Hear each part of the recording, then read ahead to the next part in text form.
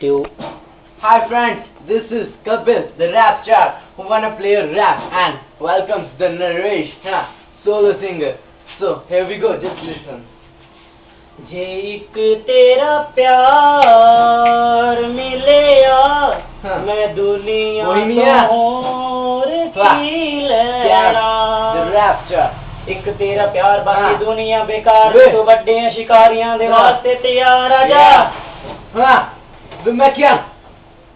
एक तेरा प्यार बाकी दुनिया बेकार जे तू बड़े शिकारियां दे वास्ते तैयार आ जा।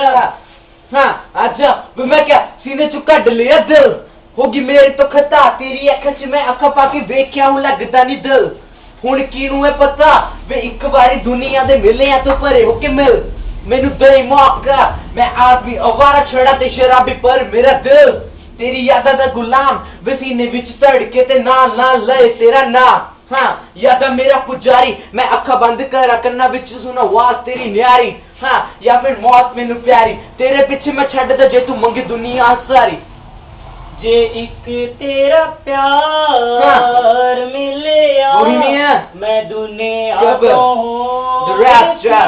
लेना हाँ।